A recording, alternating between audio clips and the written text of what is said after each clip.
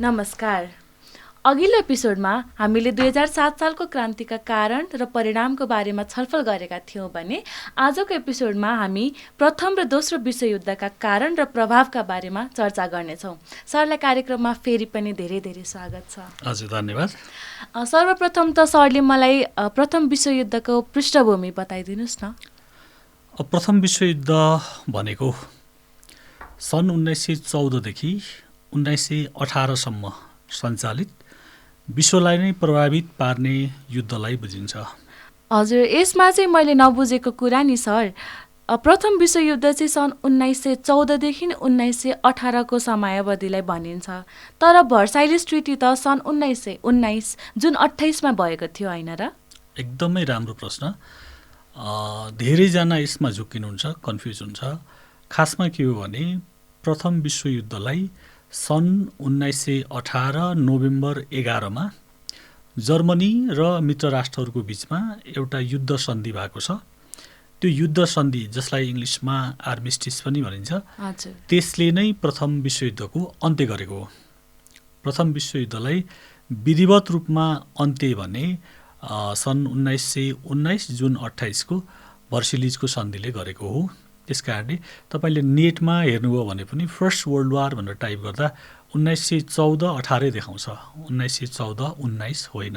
यसको तत्कालीन कारण कस्तो बनिदियो भने अस्ट्रिया हङ्गेरीका राजकुमार फ्रान्स फर्डिनान्ड र उनकी पत्नी सोफी चोटेक बोस्निया हर्जगोभिनाको राजधानी सराजेभोमा गएको बेला एकजना सर्बियन नागरिक ग्याब्रिलो प्रिन्सेप भन्नेले उनको हत्या गरिदिए। त्यसपछि अस्ट्रिया हङ्गेरीले यसको सबै दोष सर्बियालाई लगाएर 2 दिनभित्र जवाफ दिन अल्टिमेटम दियो, समय दियो। सर्बियाले यो कुराको वास्ता गरेन र सर्बियाले यो कुराको वास्ता नगरिसकेपछि अस्ट्रियाले सर्बिया विरुद्ध युद्धको घोषणा गर्यो। अनि यसमा पावर ब्लक्सहरू, शक्ति राष्ट्रहरू 2 ध्रुवमा बाँडिए। रुसले सर्बियालाई समर्थन गर्यो, जर्मनीले अस्ट्रियालाई साथ दियो। फेरि फ्रान्सले जर्मनीको विरुद्ध युद्धको घोषणा गर्यो। यसरी प्रथम विश्वयुद्ध सुरु भएको हो। ठिक छ, अब त्यसो भए हजुरले प्रथम विश्वयुद्धका कारणहरू एकचोटि बताइदिनुहोस् न त। अब प्रथम विश्वयुद्धका कारणहरू: नम्बर 1 राष्ट्रहरूबीचको गठबन्धन, नम्बर 2 साम्राज्यवादको नीति, नम्बर 3 अन्ध राष्ट्रवाद, नम्बर 4 हात हतियार शस्त्र अस्त्रको होडबाजी, नम्बर 5 औद्योगिक प्रतिस्पर्धा, नम्बर 6 अन्तर्राष्ट्रिय सङ्गठनहरूको अभाव, नम्बर 7 बाल्कन क्षेत्रको सङ्कट, नम्बर 8 बोस्निया हर्जगोभिनाको सङ्कट, नम्बर 9 तत्कालीन कारण र नम्बर 10 पत्र पत्रिकाको भूमिका। अब नम्बर 1 राष्ट्रहरूबीचको गठबन्धन। त्यतिखेर युरोपका राष्ट्रहरू 2 ध्रुवमा, 2टा ग्रुपमा, 2टा समूहमा विभाजित भएका थिए। ती गठबन्धनहरूलाई मित्र राष्ट्र एलिट्स र धुरी राष्ट्र एक्सिस अथवा सेन्ट्रल पावर पनि भन्छ, एक्सिसलाई केन्द्रीय शक्ति भनेर पनि भन्न सक्छौँ। सुरुमा जर्मनीको एकीकरण प्रथम विश्वयुद्धको लागि जिम्मेवार मानिन्छ। जर्मनका चान्सलर ओटो भान बिस्मार्कले जर्मनीको भूगोल फैलाउने नीति अपनाए। जर्मनीले सन् 1871मा फ्रान्समाथि आक्रमण गर्यो र फ्रान्सको 2 प्रान्त एल्सेस र लोरेन कब्जा गर्यो। बिस्मार्कले फ्रान्सलाई एक्ल्याउने नीति लिए। यसरी फ्रान्सको भूभाग कब्जा गरेपछि जर्मनी र फ्रान्सबीच शत्रुता बढ्यो। अनि बिस्मार्कले अस्ट्रिया हङ्गेरी र इटालीसँग पनि गोप्य सम्झौता गरे। त्यसपछि बिस्मार्कको पतन भएपछि जर्मनी कमजोर भयो। फ्रान्सले बदला लियो। फ्रान्सले पनि बेलायतसँग गोप्य सम्झौता गर्यो र यसरी युरोपका धेरै राष्ट्रहरू गुट उपगुटहरूमा बाँडिए र यी गुट उपगुटहरू प्रथम विश्वयुद्ध हुनको लागि जिम्मेवार मानिन्छन्। अर्को जिम्मेवार कारण हात हतियार र सेनाको सङ्ख्यामा वृद्धि अर्थात् अस्त्र शस्त्रको होडबाजी।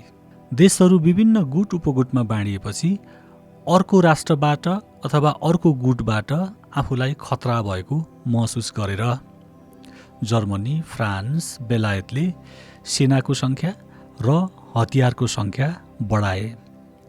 कतिपय देशले त हरेक नागरिकले सैन्य प्रशिक्षण लिनै पर्ने अनिवार्य गराए। यसले गर्दा के गर्यो त भन्दाखेरि प्रथम विश्वयुद्धको लागि वातावरण तयार गर्यो। त्यसै गरी औद्योगिक प्रतिस्पर्धा, हामीले कक्षा 9मा पढेका थियौँ युरोपमा भएको औद्योगिक क्रान्तिको बारेमा। अब के भइदियो भन्दाखेरि औद्योगिक क्रान्तिले गर्दा युरोपका देशहरूलाई दुईटा कुरा, एउटा उद्योगका लागि चाहिने स्रोत साधन चाहियो, अर्को उत्पादित सामग्री, उत्पादन भइसकेको सामग्री बिक्री गर्नलाई बजार चाहियो। अब स्रोत साधनको लागि पनि उनीहरूलाई अरू देशलाई उपनिवेश बनाएर त्यहाँबाट सस्तोमा अथवा सित्तैमा स्रोत साधन लिन पाइयो। अर्को आफूले उत्पादन गरेका प्रोडक्ट, आफूले उत्पादन गरेको उत्पादन बेच्नको लागि बजार चाहियो। अनि युरोपका सबै राष्ट्रहरूका उपनिवेश हुने, उनीहरूले अरू देशहरूका स्रोतहरू पनि कब्जा गर्ने, धनी हुने, यो कुरा जर्मनीलाई सह्य भएन र जर्मनी पनि उपनिवेश विस्तार गर्न तम्सियो। विश्वका धेरै देशहरू ठुलो साम्राज्यका उपनिवेश बन्न पुगे।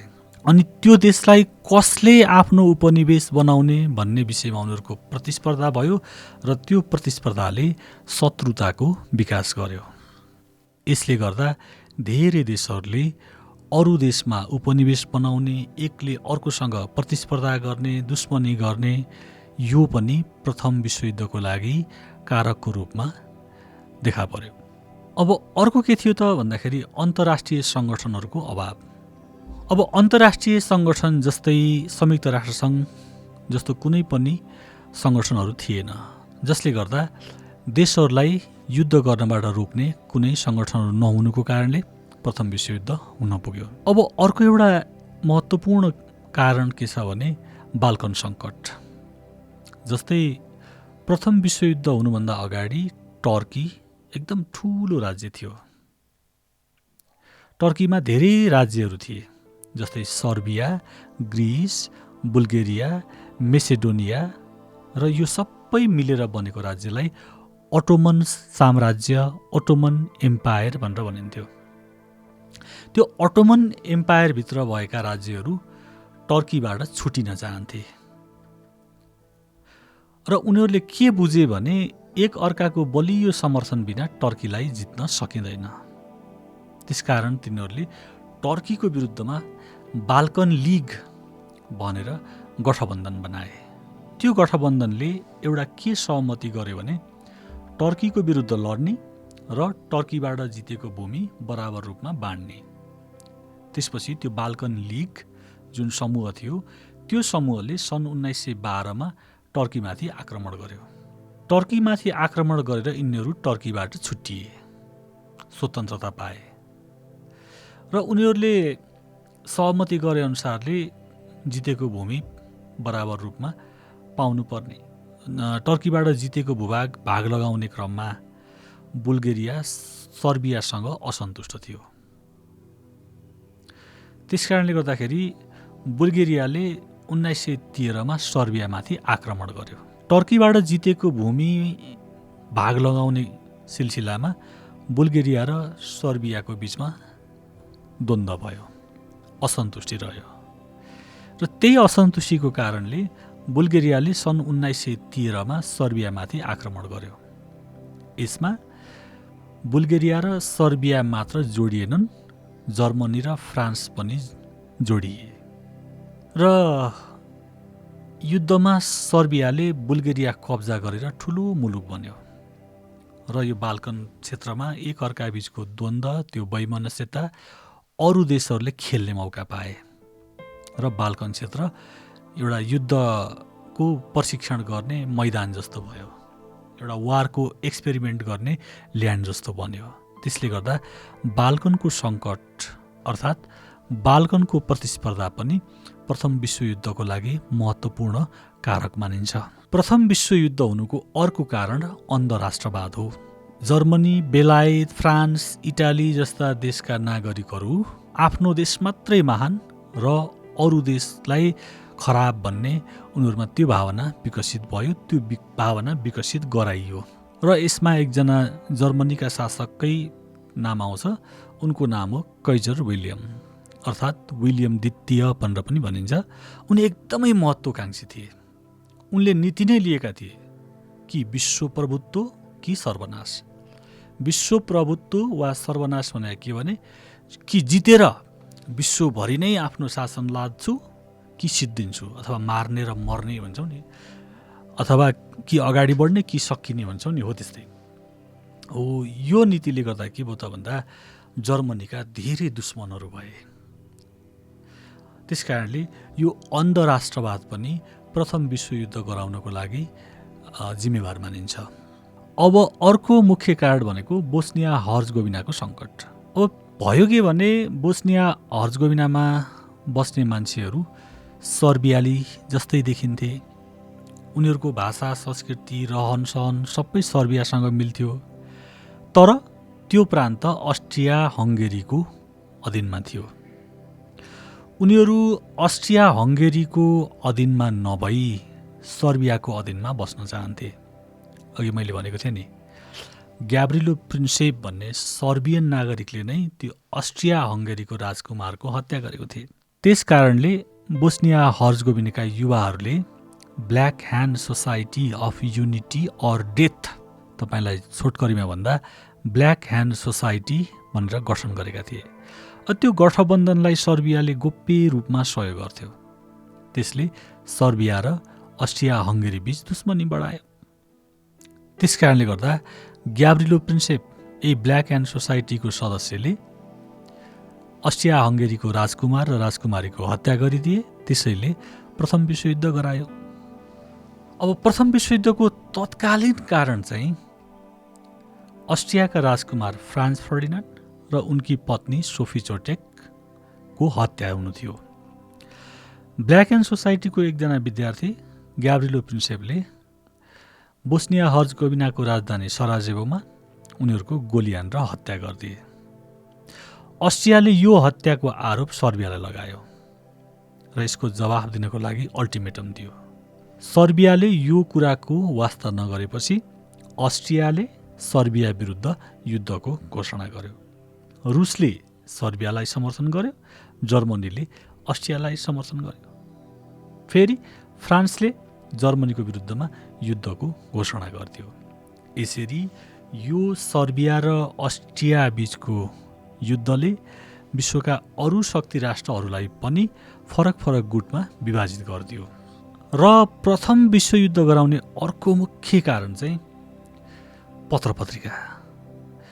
त्यतिखेर युरोपबाट निस्कने पत्रपत्रिकाले अर्को देशको विरुद्धमा यस्तो नराम्रो, यस्तो भ्रम सिर्जना गर्ने समाचारहरू छाप्थे जसले गर्दा त्यो पढ्ने जनतालाई आक्रोश पैदा गर्थ्यो, घृणा पैदा गर्थ्यो। जसले गर्दा त्यो पढ्ने जनतालाई आक्रोश सिर्जना गर्थ्यो, घृणा सिर्जना गर्थ्यो, अरू देशको विरुद्धमा अपमान सिर्जना गर्थ्यो। यसो अहिले हेऱ्यो भने आजकलको भारतीय मिडियाहरूसँग तपाईँले तुलना गर्न सक्नुहुन्छ। उसले चीनको विरुद्धमा रिस उठ्यो भने नेपालको विरुद्धमा कसरी नकारात्मक समाचारहरू सिर्जना गर्छ, कसरी नकारात्मक समाचारहरू सार्वजनिक गर्छ, हो त्यतिखेर त्यस्तै तरिकाले युरोपको पत्रपत्रिकाहरूले अरू देशको विरुद्धमा नकारात्मक समाचार छापेर आफ्नो देशको जनतालाई उत्तेजित पार्थे। प्रथम विश्वयुद्धका कारणहरू यिनै हुन्। अब त्यसो भए प्रथम विश्वयुद्धका परिणामहरू चाहिँ के थिए त? प्रथम विश्वयुद्धका परिणामहरू नम्बर 1 भर्सिलिजको सन्धि, नम्बर 2 धनजनको व्यापक क्षति, नम्बर 3 राजतन्त्रको पतन र गणतन्त्रको उदय, नम्बर 4 तानाशाह अर्थात् अधिनायकवादको उदय, नम्बर 5 आर्थिक मन्दी र मुद्रास्फीति, नम्बर 6 नयाँ युद्धको वातावरण निर्माण, नम्बर 7 राष्ट्र सङ्घको स्थापना, नम्बर 8 सामाजिक सुधार र नम्बर 9 नयाँ राज्यको जन्म। अब पहिलो कारणमा जाउँ, भर्सिलिजको सन्धि। यो एकदमै महत्त्वपूर्ण छ। सन् 1919 जुन 28 फ्रान्सको भर्सिलिज दरबारको हल अफ मिररमा एउटा सन्धिमा हस्ताक्षर गरियो। त्यो सन्धिलाई भर्सिलिजको सन्धि भनिन्छ। अब यो भर्सिलिजको सन्धिले जर्मनीलाई युद्ध अपराधीको रूपमा दोष लगाएको थियो। यो भर्सिलिजको सन्धिले प्रथम विश्वयुद्ध हुनमा जर्मनी मात्रै दोषी भए जसरी आरोप लगायो। अब सुरुमा यसले जर्मनीको सेनामाथि प्रतिबन्ध लगायो। जस्तै जर्मनीले राइनल्यान्डबाट आफ्ना सेना फिर्ता गर्नुपर्ने र ती सेनालाई 15 वर्षसम्म मित्र राष्ट्र अर्थात् द एलिजको मातहतमा राख्नुपर्ने, जर्मनीले आफ्नो सैन्य सङ्ख्या कटौती गर्नुपर्ने र नयाँ भर्ती गर्न नपाउने, जर्मनीले 6वटा भन्दा बढी युद्धपोत राख्न नपाउने, जर्मनीले हतियार, ट्याङ्क, जहाज, युद्धपोतहरू नयाँ बनाउन नपाउने। त्यसै गरी युद्ध अपराध, भर्सिलिजको सन्धिले जर्मनीलाई युद्ध अपराधीको रूपमा दोषी ठहरायो र सम्पूर्ण दोष जर्मनीलाई लगाइदियो। त्यसै गरी क्षतिपूर्ति, जर्मनीले 66 लाख पाउन्ड र सुन क्षतिपूर्तिको रूपमा तिर्नुपर्ने प्रावधान राखियो र उसको कोइला उत्पादनको लागि महत्त्वपूर्ण मानिने सार क्षेत्र 15 वर्षसम्म फ्रान्सलाई दिनुपर्ने भयो। अब त्यसै गरी भूभागको क्षति, भर्सिलिजको परिणामस्वरूप जर्मनीले आफ्नो धेरै भूभाग गुमाउनु पर्यो। जस्तै एल्सेस र लोरेन फ्रान्सलाई दिनुपर्ने, सेल्विक, उत्तरी सेल्विक डेनमार्कलाई दिनुपर्ने, सार र डेन्जिङ क्षेत्र राष्ट्रसङ्घ लिग अफ नेसन्सको मातहतमा राख्नुपर्ने र युपेन मालमेडी बेल्जियमलाई दिनुपर्ने। यसले गर्दा जर्मनीले आफ्नो धेरै भूभाग गुमायो र भर्सिलिजको सन्धिलाई जर्मनहरूले जहिले पनि एउटा अपमानजनक सन्धिको रूपमा लिए र उनीहरूले यसको बदला लिन चाहन्थे, जसले गर्दा दोस्रो विश्वयुद्ध हुन गयो। अब अर्को कारण छ धनजनको व्यापक क्षति। प्रथम विश्वयुद्धमा यति धेरै घातक हतियार र उन्नत प्रविधिको प्रयोग गरियो जसले गर्दा यो युद्धमा परेर मर्ने र अङ्गभङ्ग हुनेहरूको सङ्ख्या उच्च थियो। धेरै मानिसहरू अपाङ्गता भएर बाँच्नु परेको थियो।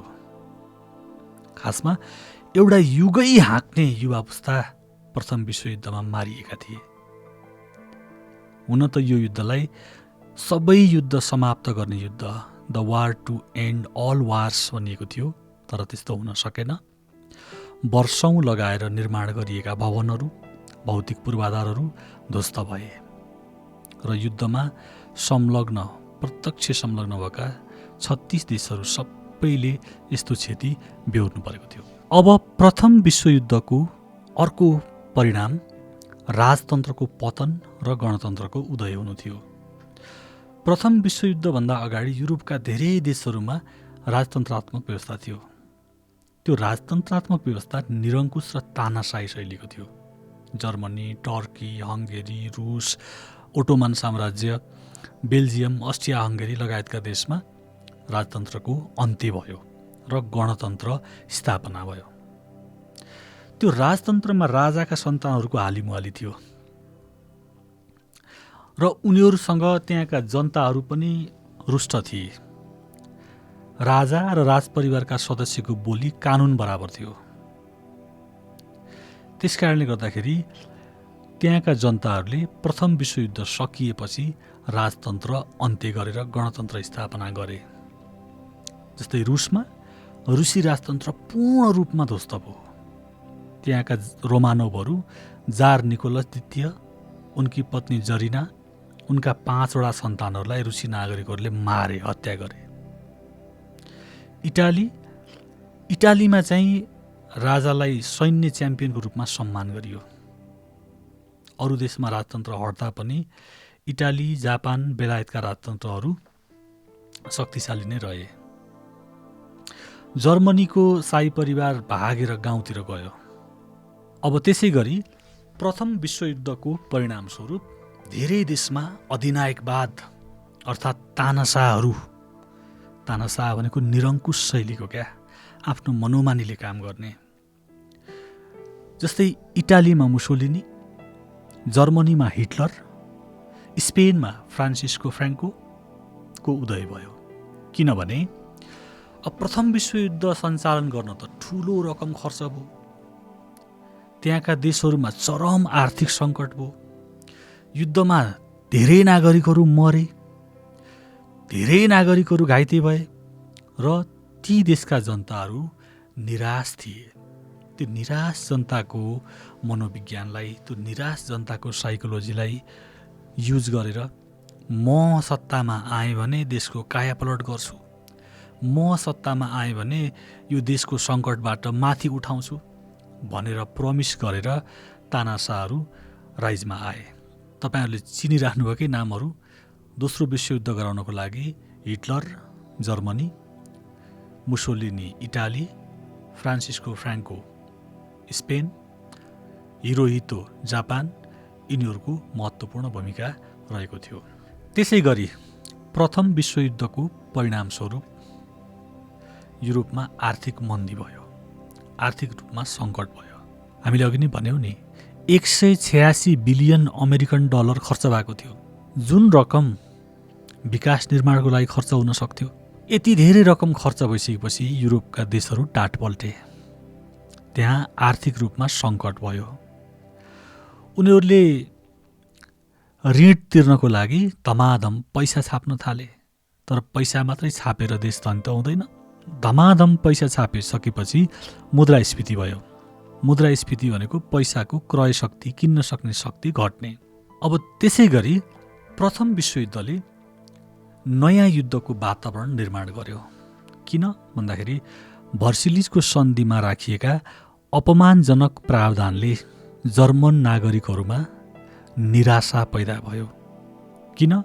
एकातिर जर्मनी सेनाको कटौती भयो, जर्मनीले आफ्नो भूभाग पनि गुमायो, जर्मनीलाई आर्थिक रूपमा पनि क्षतिपूर्ति तिराइयो। यसले जर्मन नागरिकहरूमा बदलाको भावना विकास गरिदियो र त्यो बदलाको भावना, त्यो सेन्टिमेन्टलाई क्याच गर्दै हिटलर शक्तिमा आए र दोस्रो विश्वयुद्धको वातावरण निर्माण भयो। अब प्रथम विश्वयुद्धको अर्को परिणाम राष्ट्रसङ्घको स्थापना। तपाईँ राष्ट्रसङ्घ र संयुक्त राष्ट्रसङ्घसँग नझुकिनु होला है। राष्ट्रसङ्घ भनेको सन् 1920 जनवरी 10मा स्थापना भएको हो। इङ्ग्लिसमा द लिग अफ नेसन्स भन्छ, नेपालीमा राष्ट्रसङ्घ जोडिन्छ लिग अफ नेसन्सको। संयुक्त राष्ट्रसङ्घको राष्ट्र र सङ्घ छुटिन्छ, जसलाई युनाइटेड नेसन्स अर्गनाइजेसन भनिन्छ। 1945मा स्थापना भएको थियो। हुन त राष्ट्रसङ्घले दोस्रो विश्वयुद्ध हुनबाट रोक्न सकेन, तैपनि यो पहिलो विश्वव्यापी सङ्गठन थियो। प्रथम विश्वयुद्धको परिणामस्वरूप सामाजिक सुधार पनि भएको थियो।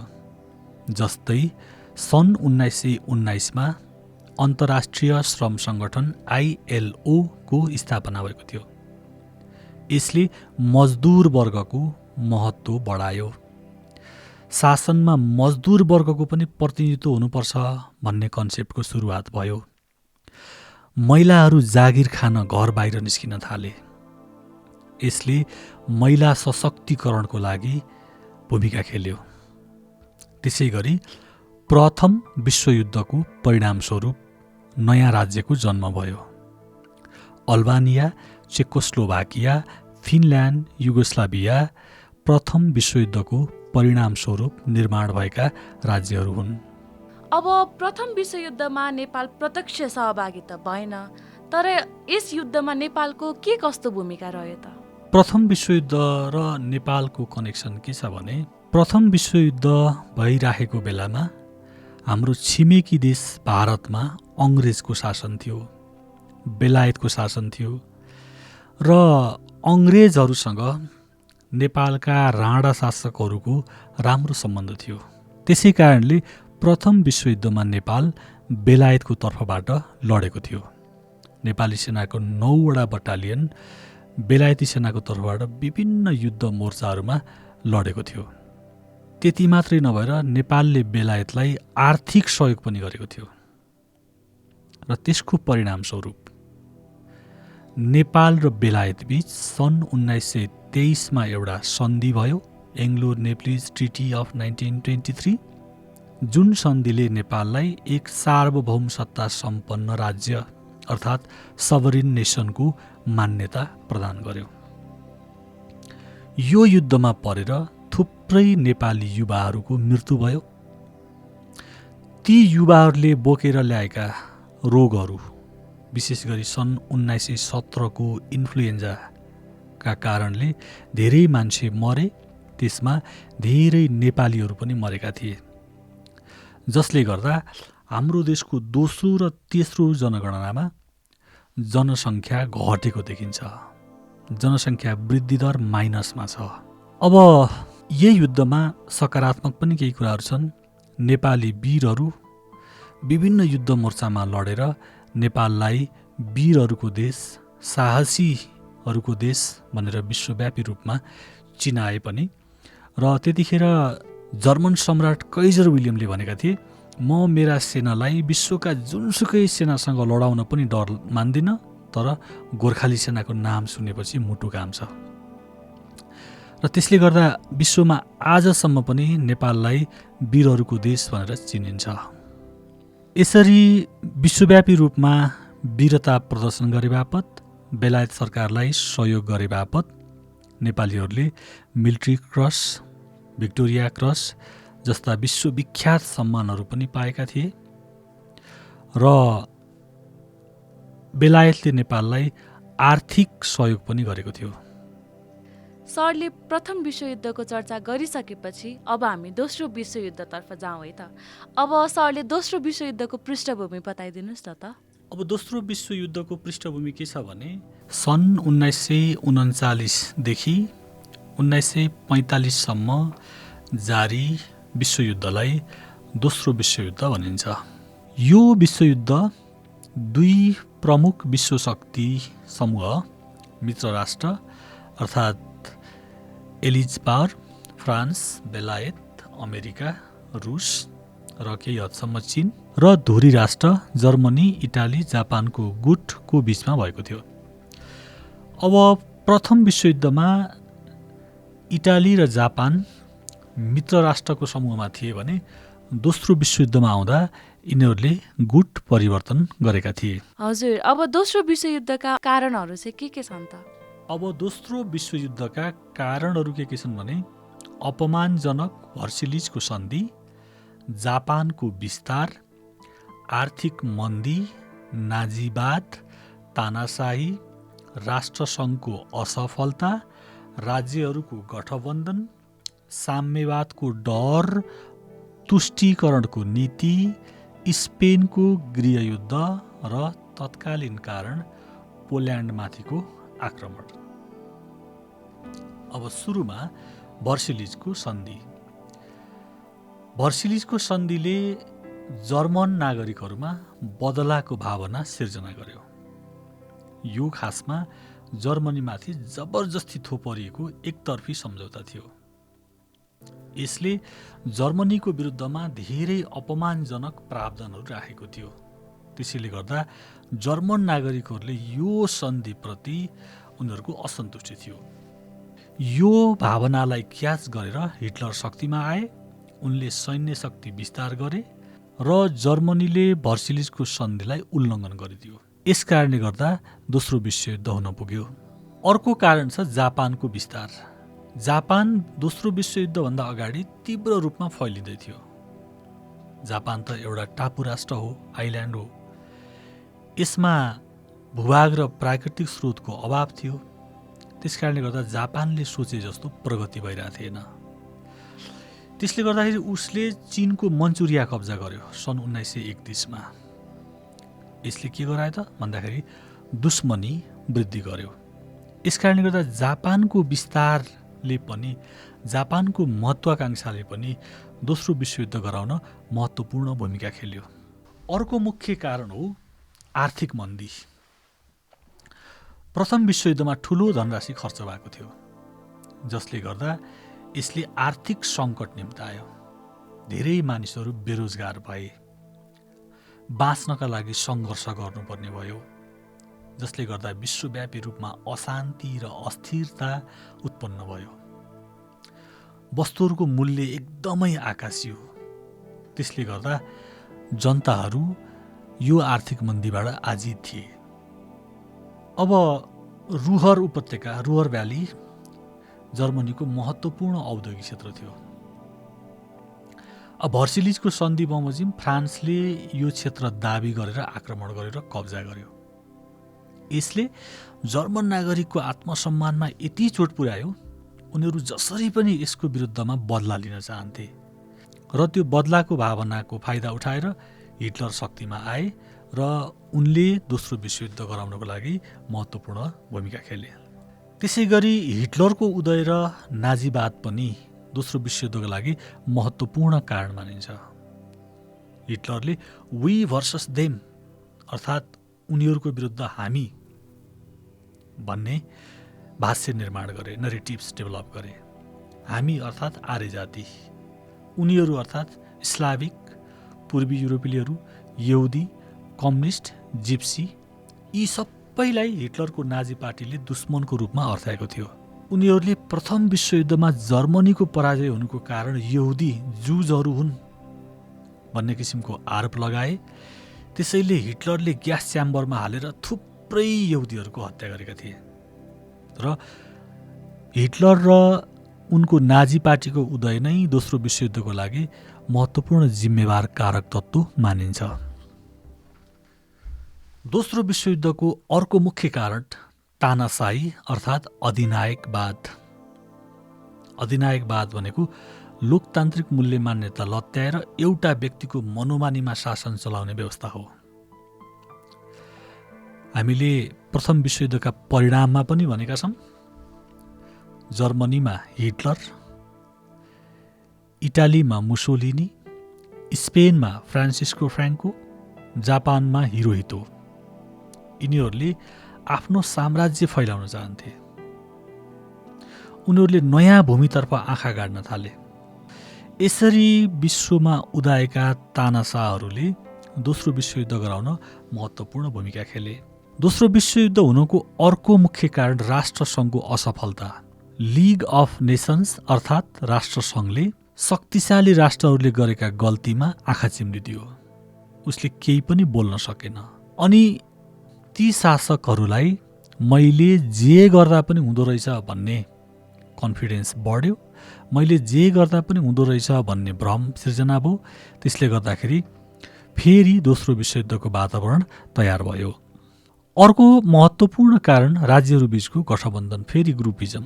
प्रथम विश्वयुद्धमा जर्मनीको विरुद्ध लडेका जापान र इटालीले गुट फेरे र उनीहरू जर्मनीको गुटमा आए र यो तीनटा देश जर्मनी, इटाली र जापान मिलेर रोम, बर्लिन, टोकियो गठबन्धन बनाए।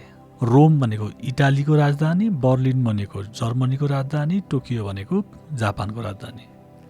र यो रोम, बर्लिन, टोकियो गठबन्धनले कम्युनिस्ट विरोधी सम्झौतामा हस्ताक्षर गर्यो। खासमा उनीहरूले रुसमा विकसित कम्युनिजमलाई फैलिनबाट रोक्न चाहन्थे। त्यसै गरी संयुक्त राज्य अमेरिका, फ्रान्स, बेलायत, रोमानिया, बुल्गेरिया, युगोस्लाभिया मिलेर अर्को गठबन्धन बनाए। पछि रुस पनि यही गठबन्धनमा सम्मिलित भयो। यसरी फेरि न्यू ग्रुपिजम सुरु भयो र यही ग्रुपिजम दोस्रो विश्वयुद्धको कारक तत्त्व बन्न थाल्यो। दोस्रो विश्वयुद्ध हुनुको लागि जिम्मेवार अर्को मुख्य कारक साम्यवादको उदय पनि हो।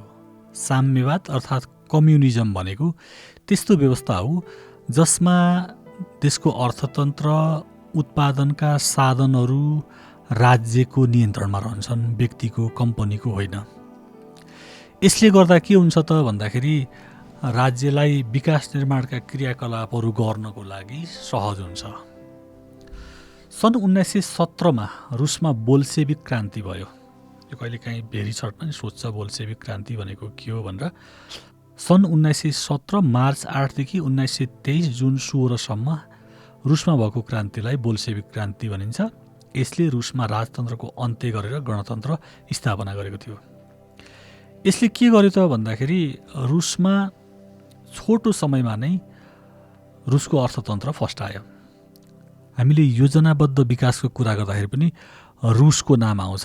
सन् 1928मा रुसले योजनाबद्ध विकासको सुरुवात गर्यो। यसले रुसको अर्थतन्त्र फस्टायो, रुसले राम्रो विकास गर्यो। अब रुसको कम्युनिजम, रुसको साम्यवाद विश्वका अरू देशमा फैलिएला भन्ने डरले फ्रान्स, बेलायत लगायतका देशहरू असन्तुष्ट थिए। खासमा बेलायतले जर्मनीले रसियालाई आक्रमण गरोस् भन्ने चाहन्थ्यो। फ्रान्सले पनि जर्मनीलाई साथ दियो। यो साम्यवादको कारण रुसको अर्थतन्त्र फस्टायो, रुसको राम्रोसँग विकास भयो र युरोपका अन्य देश पनि यसबाट प्रभावित भए। यसबाट फ्रान्स, बेलायत लगायतका देशहरू अत्तालिए। उनीहरू के चाहन्थे भने रुसमाथि जर्मनीले आक्रमण गरोस्। त्यसकारणले बेलायत र फ्रान्सले जर्मनीलाई साथ दिए। यसबाट हौसिएका हिटलरमा मभन्दा शक्तिशाली त को छ र भन्ने खालको दम्भ पैदा भयो। त्यसै गरी अर्को मुख्य कारक हो स्पेनको गृहयुद्ध। सन् 1936मा स्पेनमा गृहयुद्ध सुरु भयो। सिभिल वार सुरु भयो। त्यहाँ सिभिल वारमा पक्कै पनि दुईटा समूह थिए। एउटाको नाम थियो राष्ट्रवादी समूह जुन विद्रोही थियो, अर्कोको नाम थियो द रिपब्लिक सत्तापक्ष। राष्ट्रवादी समूहलाई इटालीले साथ दियो, सत्तापक्षलाई जर्मनीले साथ दियो। त्यसकारण हेर्दाखेरि स्पेनको गृहयुद्ध जस्तो देखिए पनि यसमा अप्रत्यक्ष रूपमा शक्ति राष्ट्रहरू नै लडिरहेका थिए र अन्तिममा तत्कालीन कारण पोल्यान्डमाथिको आक्रमण। सन् 1939मा पोल्यान्डसँग जर्मनीले डान्जिङ र पोलिस करिडोर माग्यो, तर पोल्यान्डले ती प्रान्तहरू दिन अस्वीकार गर्यो। त्यसपछि जर्मनीले रुससँग नाजी सोभियत अनआक्रमण सम्झौता भनेर हस्ताक्षर गर्यो। त्यसको मतलब जर्मनी र रुसले 10 वर्षसम्म एकअर्कालाई आक्रमण नगर्ने, उनीहरू मिलेर पोल्यान्डमा आक्रमण गर्ने र त्यसको भूभाग बाँड्ने भन्ने सम्झौता भयो। त्यसपछि 1 सेप्टेम्बर 1939मा हिटलरले पोल्यान्डलाई जमिनबाट पनि आकाशबाट पनि आक्रमण गरे। यसले दोस्रो विश्वयुद्धको सुरुवात भयो। अब सरले दोस्रो विश्वयुद्धका कारणहरू बताइसकेपछि अब यसका परिणामहरू चाहिँ के कस्ता रहे त? दोस्रो विश्वयुद्धका परिणामहरू के छन् भने युरोपियन साम्राज्यको पतन र नयाँ शक्ति राष्ट्रको उदय, विनाश, उपनिवेश युगको अन्त्य, संयुक्त राष्ट्र सङ्घको स्थापना, नयाँ ध्रुवीकरण र शीतयुद्ध, सामाजिक परिवर्तन, मानवाधिकारको अवधारणा विकास, आर्थिक पुनर्निर्माणको प्रयास, विज्ञान तथा प्रविधिको विकास र जर्मनीको विभाजन। अब पहिलो के छ भने दोस्रो विश्वयुद्धको परिणामस्वरूप युरोपियन साम्राज्यको पतन भयो। किनभने प्रथम विश्वयुद्धमा धेरै लड्ने देशहरू युरोपेली देशहरू थिए र यिनीहरूले ठुलो धनराशि खर्च गरेका थिए। यिनका ठुलो सङ्ख्यामा सेनाहरूको मृत्यु भएको थियो। यी देशहरू उठ्नै नसक्ने गरी कमजोर भए। यो युद्धमा 70 मिलियनभन्दा बढी मान्छे मरेका थिए। त्यसपछि विभिन्न सहरहरू, भौतिक पूर्वाधारहरू नराम्रोसँग ध्वस्त भएका थिए। नम्बर 3मा उपनिवेश युगको अन्त्य। हामीले अघिल्लो सेक्सनमा भनेका थियौँ औद्योगिक प्रतिस्पर्धाको कारणले युरोपका देशहरूले विश्वभरि आफ्ना उपनिवेशहरू फैलाएका थिए। तर दोस्रो विश्वयुद्धपछि यस्ता उपनिवेशहरू एसिया, अफ्रिका, मध्यपूर्वमा रहेका यस्ता उपनिवेशहरू स्वतन्त्र भए। त्यसै गरी अफ्रिकाका थुप्रै उपनिवेशहरूले स्वतन्त्रता प्राप्त गरे।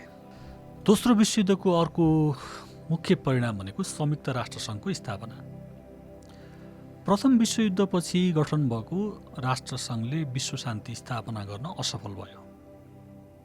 त्यसपछि विश्व शान्तिको लागि एउटा अन्तर्राष्ट्रिय सङ्गठनको आवश्यकता महसुस भइरहेको थियो। दोस्रो विश्वयुद्ध चलिरहेकै बेला अमेरिकाका राष्ट्रपति फ्र्याङ्कलिन डी रुजवेल्ट र बेलायतका प्रधानमन्त्री विन्स्टन चर्चिलले एट्लान्टिक महासागरमा पानी जहाजमा बसेर एउटा चार्टरमा हस्ताक्षर गरे। त्यो चार्टरलाई एट्लान्टिक चार्टर भनिन्छ। संयुक्त राष्ट्रसङ्घको स्थापनाको लागि यसलाई महत्त्वपूर्ण मानिन्छ। 25 अप्रिलदेखि 26 जुन 1945 सम्म विश्वका 50 भन्दा बढी देशहरूको एउटा सम्मेलनको आयोजना गरियो, जसलाई फ्रान्सिस्को सम्मेलन भनिन्छ। यसले संयुक्त राष्ट्रसङ्घको स्थापनाको अवधारणालाई अन्तिम रूप दियो र 24 अक्टोबर 1945 मा संयुक्त राष्ट्रसङ्घको स्थापना भयो। त्यसै गरी अर्को परिणाम नयाँ ध्रुवीकरण र शीतयुद्ध भनेको विश्व फेरि दुईटा पोल्समा विभाजन भयो, दुईटा ध्रुवमा विभाजन भयो शक्तिको हिसाबले। एकातिर अमेरिका र अर्कोतिर रुस। दोस्रो विश्वयुद्धको परिणामस्वरूप अमेरिका र रुस शक्तिशाली बने, किनभने युरोपका धेरै राष्ट्रहरूले प्रथम विश्वयुद्धमा ठुलो पुँजी र आफ्ना सैनिकहरू नागरिकहरू गुमाएका थिए। अमेरिकाले युरोपेली देशहरूलाई हतियार बेच्यो। त्यो हतियार बेचेको पैसाले यसले आफ्नो अर्थतन्त्रलाई बलियो बनायो र यो युद्धमा अमेरिकाले कम सैन्य क्षति बेहोरेको थियो। त्यसै गरी अर्कोतर्फ सैनिक बलमा रुस पनि अब्बल थियो। अब हामीले अघि भनेका थियौँ, रुसमा साम्यवाद अर्थात् कम्युनिजम थियो, अमेरिकामा डेमोक्रेसी अर्थात् प्रजातन्त्र थियो।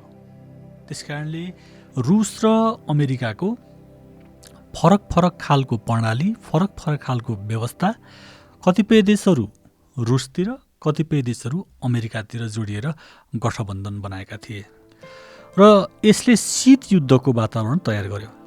शीत युद्ध भनेको देशहरू बीच प्रत्यक्ष रूपमा हात हतियारको प्रयोग गरेर युद्ध नभई आर्थिक तथा सामाजिक रूपले एकले अर्कोलाई प्रभाव पार्ने, प्रतिस्पर्धा गर्ने र युद्धरत देशहरूलाई अप्रत्यक्ष रूपमा सघाउने।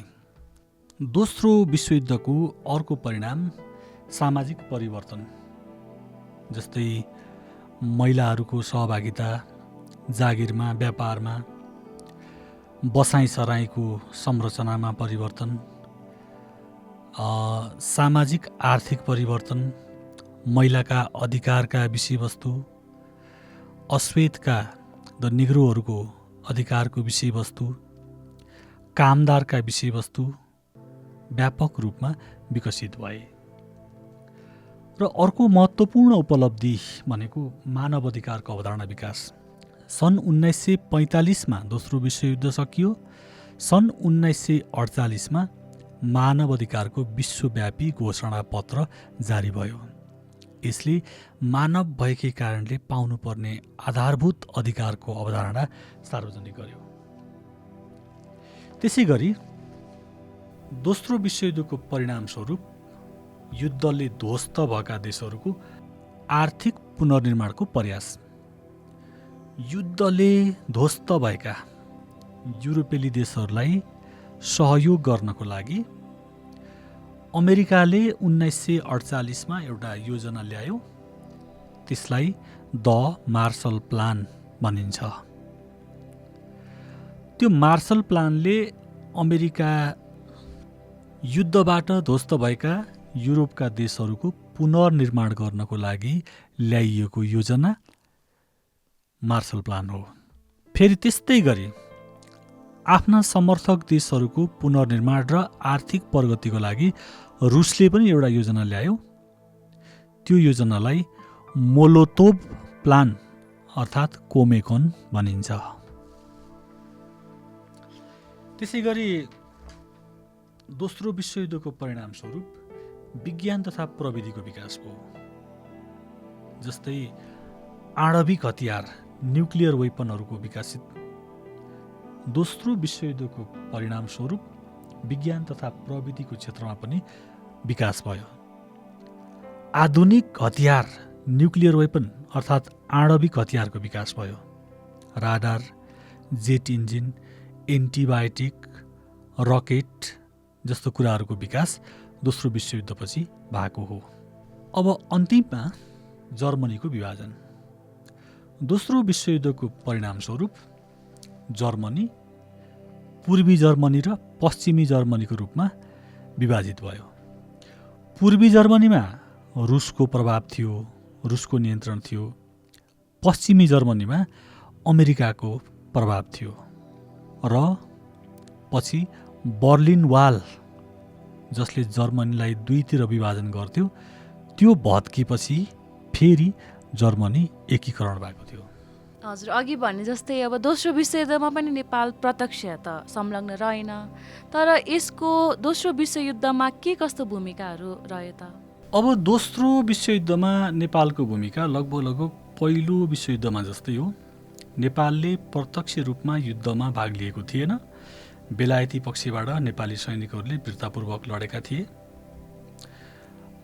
बेलायती पक्षबाट नेपाली सेनाले जापान र जर्मनीसँग साइप्रस, ग्रिस, सिरिया, लेबनन, प्यालेस्टाइन, मलाया अहिले मलेसिया भन्छ, बर्मा अहिले म्यानमार भन्छ जस्ता युद्ध मोर्चाहरूमा लडेका थिए र यो युद्धमा पनि नेपालीले आफ्नो वीरता विश्व सामु प्रकट गरेका थिए र बेलायत सरकारले नेपाललाई दिँदै आएको सहयोगमा वृद्धि गरेको थियो।